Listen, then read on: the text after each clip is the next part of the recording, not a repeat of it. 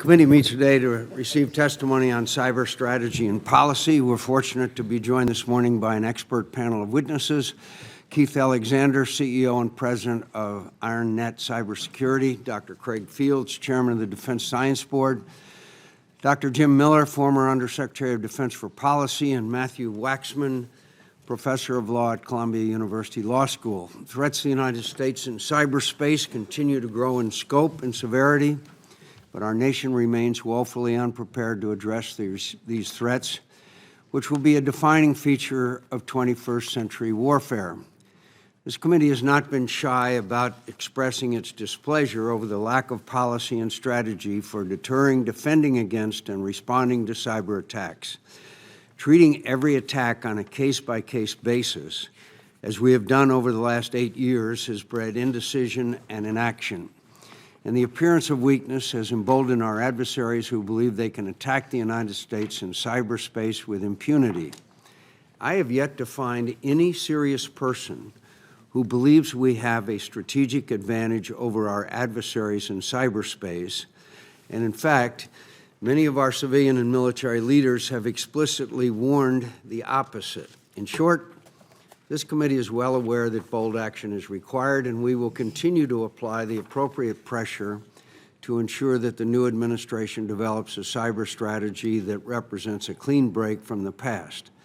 Such a strategy must address the key gaps in our cyber, legal, strategic, and policy frameworks. That's the topic of today's hearing, which is part of this committee's focused oversight on cyber strategy and policy. Each of our witnesses brings a unique perspective to these issues. General Alexander recently served on the Presidential Commission on Enhancing National Cybersecurity.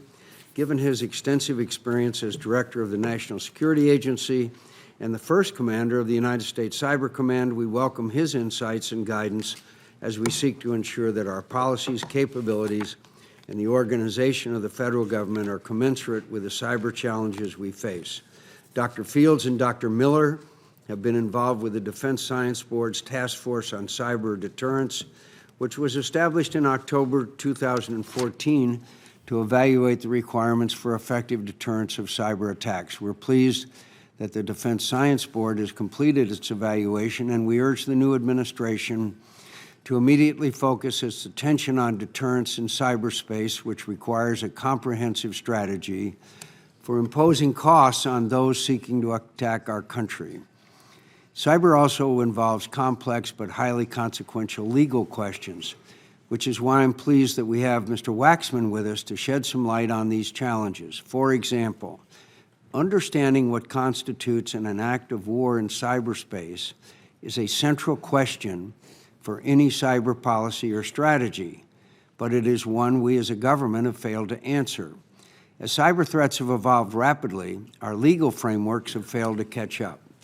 And this is just one of a long list of basic cyber questions we as a nation have yet to answer.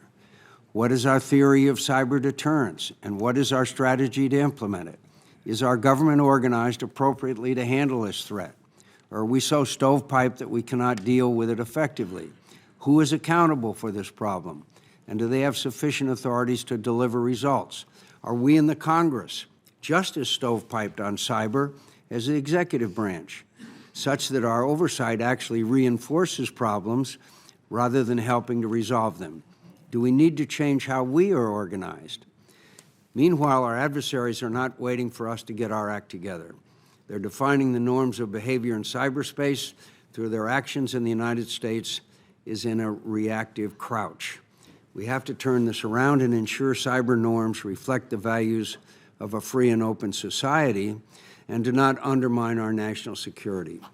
Cyber may be one of the most consequential national security challenges in a generation, and it will not grow easier with time.